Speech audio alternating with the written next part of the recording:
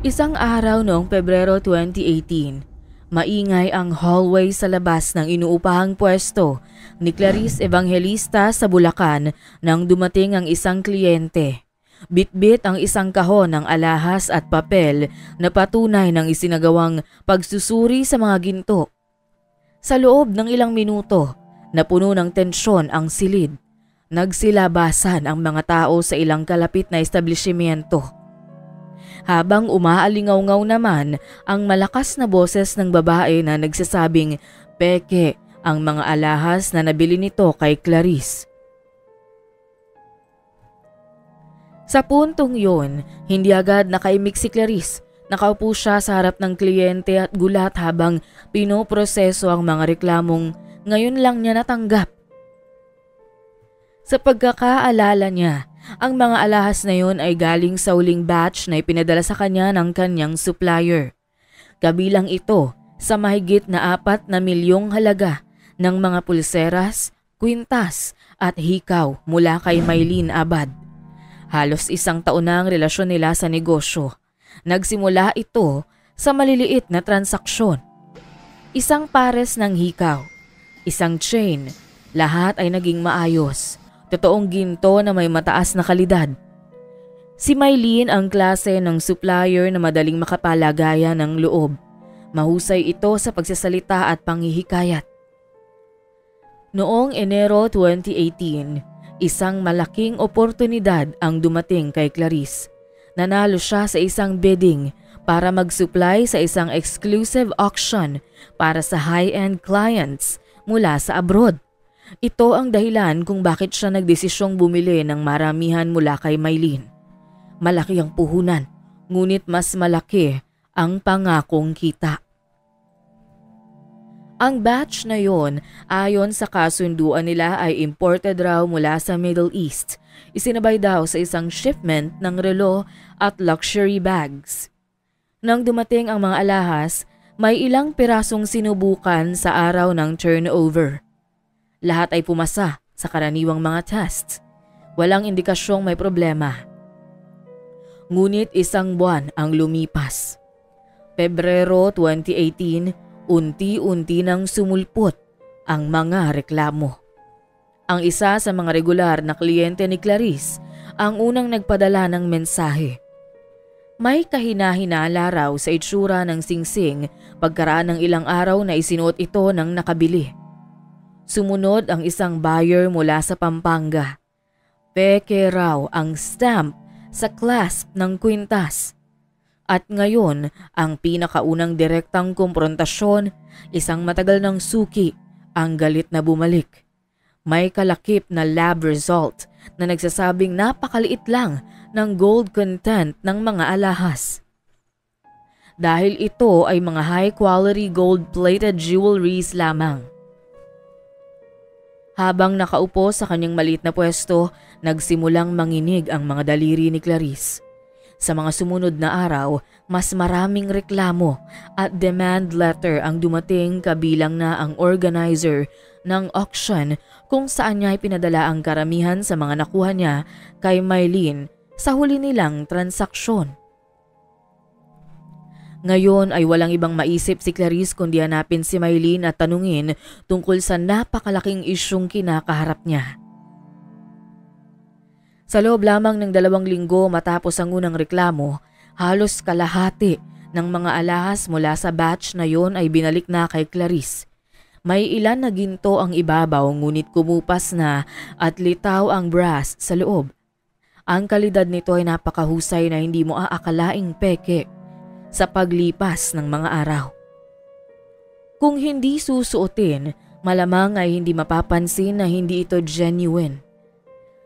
Kahit na may kutob, tinesting pa rin niya ang mga natitirang alahas sa sarili niyang possession at nakumpirma ang pinakamasakit niyang hinala. Halos 70% sa kabuuang batch ay hindi tunay. Halos mawala ng lakas si Clarice. Lahat ng inaasahan niyang kita, reputasyon at pangalan ay tila unti-unting lumulubog. Mabilis siyang kumilos. Sunod-sunod ang tawag na ginawa sa numerong ginagamit ni Maylene. Ngunit sa unang pagtatangka pa lang ay rinig na nito ang makatagang "cannot be reached". Nagsimula rin siyang magpadala ng email at message sa lahat ng platform na ginagamit nila noon. Lahat, walang sagot. Sunod ay lumuwas siya upang puntahan ang dating tinutuluyan ni Mylene sa Taguig. Nang makarating doon, bakante na ito. Ayon sa landlady ng lugar, 2 linggo na raw mula nang huling dumaan si Mylene. Nagpaalam daw ito na lilipat na ng workplace. Sa panahong yun, binabahana ng refund requests at legal threats ang contact number at social media account ni Clarice. May ilan pang kliyente na nagbanta sa kanyang buhay. Sa takot at kahihiyan, pansamantalang isinara ni Clarice ang kanyang physical store. Hindi siya lumabas sa loob ng ilang araw. Ang gabi naging napakahaba para kay Clarice. Sa bawat tahimik na sandali, bumabalik ang lahat sa kanyang alaala. Ang tiwala kay Mylene, ang laki ng puhunan at ang bigat ng pagkakamaling pinagkatiwalaan ng isang taong hindi pala niya lubusang kilala. Araw-araw ay patuloy na lumala ang sitwasyon. Isang gabi matapos ang isang tawag mula sa isang galit na buyer mula Hong Kong, nawalan siya ng malay. Dinala siya sa ospital matapos ang una niyang panic attack. Matapos ma-discharge, napilitan siyang umpisang ibenta ang ilang personal na gamit para lang maibalik ang pera ng ilang high-profile clients. Pagkatapos nito ay pumasok siya sa therapy.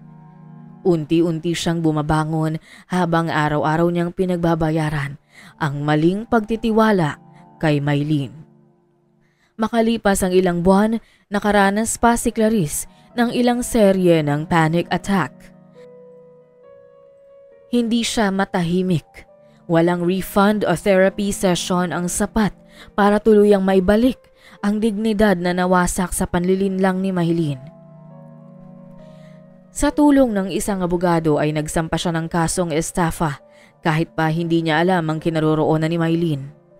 Bagamat mahina ang simula ng kaso dahil sa kakulangan ng mga dokumento, lalo na ng legal contract, pinilit pa rin nilang buuin ang kaso gamit ang mga resibo ng mga deposit, email threads at screenshots ng usapan nila ni Mylene. Lahat ng transaksyon nila ay nakabatay lang sa tiwala. Puro verbal, text message at personal na pagkakaunawaan. Hindi naging madali ang investigasyon. Nang tingnan ng pulisya ang records ni Mylene, tumambad ang listahan ng mga fake IDs at bank accounts na tila hindi nito tunay na pangalan. Wala ring matibay na digital trail. Parang sanay itong magbura ng bakas pagkatapos ng isang malaking deal. Sa panahong yon, naging bahagi ng araw-araw ni Clarice ang pagharap sa mga dating kliyente, paglalakad ng papel sa korte at pagbabayad pa rin sa mga na-scam kahit na hindi siya ang punot dulo ng lahat. Bawat hakbang ay may bigat, ngunit hindi siya umatras. Unti-unti niyang pinilit na bumalik sa dati. Sa tulong ng psychologist, dahan-dahan niyang tinanggap ang mga hindi na niya mababawi at mas piniling ituon ang lakas sa mga maaari pang maisalba. Ang sarili, ang natitirang dignidad at ang karapatang manindigan. Isang hapon habang nililinis niya ang inbox ay isang conversation ang kanyang nakita mula sa isa pang numero ni Mylene na minsang ginamit nito ngunit hindi na save sa contacts ni Clarice. Isang bahagi ng usapan noon ang nakakuha ng kanyang pansin. Isang linya na tila hindi niya nabigyang halaga dati. Kung may problema sa delivery sa Davao, tawagan mo na lang yung kausap ko roon. Nagkaroon ng bagong lead si Clarice. Sa Davao, isang lugar na hindi pa niya napuntahan pero ilang ulit nang nabanggit sa mga kwento ni Mylene. Bilang pinanggagalingan ng ilang kliyente at minsan ng ilang alahas, at ngayon tila ito na lang ang tanging sinag ng posibilidad para matuntun niya si Mylene. Buwan ng Hunyo 2019, mahigit isang taon matapos ang insidente, sa tulong ng isang private investigator na nirefer ng kanyang abogado, nagsimula ang panibagong yugto ng paghahanap ni Clarice. Ang clue na nabanggit noon sa kanilang conversation ang tanging meron siya. Hindi nagtagal na trace ang taong tinutukoy ni Mylene sa Davao na may pangalang Gerald Vicencio. Sa pagmamanman sa kanya, nakita ang isang babaeng madalas niyang kasama na kinilalang si Dana Soriano. Ayon sa investigator, kasama ni Gerald si Dana na nagbebenta ng luxury items, mga bags, relo at jewelries sa Davao. Si Gerald ang nagsisilbing assistant ni Dana sa kanyang shop sa isang mall sa lugar. Sinundan ang galaw ni Dana Soriano sa pamamagitan ng isang counterpart ng investigador sa Davao. Sa loob ng 2 linggo, natuklasan ang isang pattern. Si Dana Soriano may pagkakahawig kay Mylene, ngunit para bang may kaibahan sa kanyang itsura. Nangangasiwa siya ng isang luxury store na 3 taon nang nakatayo. Hindi nagtagal, kinumpirma ng investigador ang identity ni Dana. Si Mylene at Dana ay iisa. At ang pagkakaiba ng kanilang mukha ay bunga ng pinagdaanang cosmetic surgery procedure ni Mylene sa Maynila noong nakaraang taon. Nireport ng investigador ang natuklasan sa PNP Cybercrime Division. Sa pag-check ng national records, lumabas na may dating kaso na rin si Mylene sa Cebu. Isang estafa case rin na may parehong modus: pagbebenta ng ginto sa mga kliyenteng OFW at pagpapadala ng pekeng item sa mga kaanak ng OFW sa Pilipinas, pagkatapos matanggap ang kabayaran.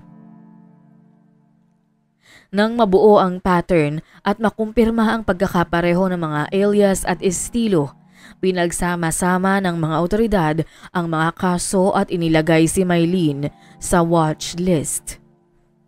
Ang kanyang passport ay na-flag na rin sa immigration bilang bahagi ng alert sa mga kasong fraud at estafa. Hindi na siya nakakalabas ng bansa at hindi na makakalabas pa. Hindi na rin siya makapagtatago ng matagal. At sa unang pagkakataon mula nang mawala ang lahat, muling nakaramdam si Clarice ng pag-asa. Matapos ang ilan pang buwan, plinano ang isang undercover operation upang tuluyang matiklo si Mylene o Dana na ngayon. Gamit ang nagpanggap na buyer, isinagawa ang entrapment. Sa mismong lobby ng isang hotel kung saan nakatakdang mag-turnover ng gold items, si Dana, inaresto siya ng mga operatiba. Sa pagberipika ng kanyang pagkakakilanlan, kinumpirma ng PNP na siya nga ay si Mylene Abad, ang parehong taong iniimbestigahan sa Maynila at Cebu. Nang ilabas ang mga kaso laban sa kanya, tumambad ang dami ng biktima. Mula sa mga negosyanteng gaya ni Clarice hanggang sa mga OFW at senior citizens na pare-parehong nauto ng suspect dahil sa husay nito sa pagsasalita. Dahil karamihan sa mga naloko ni Clarice na nagsampa ng kaso ay sa Luzon, ibiniyahe siya patungong Maynila para harapin ang mga reklamo. Ipinatawag si Clarice bilang witness sa isa sa mga kasong isinampa. Bit-bit niya ang buong dokumentasyon ng kanilang dating transaksyon. Mga bank deposit slips, email exchanges, product photos at testimonya mula sa mga bumili ng alahas mula sa huling transaction nila ni Mylene. Sa korte, inilatag niya ang kwento ng kanyang pagbagsak. Isinalaysay kung paano nasira ang kanyang negosyo, kredibilidad at kalusugan dahil sa panlilinlang. Habang siya'y nagsasalaysay, tahimik na nakaupo si Mylene sa kabilang panig ng courtroom. halata ang pagkalugmok nito. Habang umuusad ang kaso, mas marami pang lumantad na biktima. Nang magsama-sama ang lahat ng reklamo, na-reclassify ang kaso bilang syndicated estafa. Isang mabigat na kasong kriminal na may parusang hindi bababa sa 30 taon na pagkakakulong. Sa bawat pagdinig, muling humaharap si Clarice, hindi bilang taong nabigo, kundi bilang boses ng mga niloko at tinalikuran. Marso 2022 matapos ang halos 5 taon ng investigasyon, paghahain ng kaso at paglilitis, ibinabana ng korte ang hatol. Guilty si Mylene Abad sa kasong syndicated estafa at multiple counts of fraud. Bilang resulta, pinatawan siya ng hindi bababa sa 30 taong pagkakakulong, kasama ang multa at obligasyong bayaran ng moral at financial damages ng mga biktima. Kabilang sa hatol ang forfeiture ng kanyang mga ari-arian, kabilang ang mga bank account na idineklarang bahagi ng kanyang ill-gotten wealth. Mula sa mga iyon, isang bahagi ang ibinalik kay Clarice Evangelista. Isang maliit na porsyento ng nawala sa kanya. Ngunit, sapat na nga ba yun para tuluyang isara ang madilim na kabanatang ito ng kanyang buhay?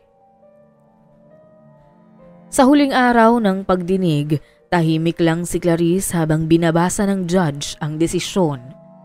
Wala nang galit sa kanyang mata. Wala na ring luha. Ang pagod at trauma ay unti-unting napalitan ng paggalang sa sariling paninindigan. Sa panahong wala nang ibang naniniwala dahil sa nawala niyang reputasyon, siya ay kumapit sa katotohanan hanggang sa dulo. Hindi na niya muling binuksan ang dating tindahan. Ang mga dating alahas na iniingatan sa kanyang aparador ay ibinenta na rin niya sa orihinal na mga presyo. Pinili niyang hindi na bumalik sa industriyang minsang nagbigay ng matinding bangungot sa kanya. Sa halip, sa katahimikan ng bagong tahanan sa Antipolo, pinili niyang mamuhay bilang simpleng may bahay. Sa piling ng asawang nakilala niya sa kalagitnaan ng proseso at sa anak na ngayon ay 3 taong gulang na, natutunan ni Clarice ang isang bagay. Hindi mapapantayan ng pinakamakinang na ginto ang halaga ng pagtitiwala sa kapwa. Dahil ang ginto, masira o mayupi man ay maaari pa ring ibalik sa dati nitong porma. Ngunit kung ang tiwala ang masira, ang lamat nito ay mananatili at maaaring hindi na ito manumbalik kahit na lumipas ang matagal na panahon.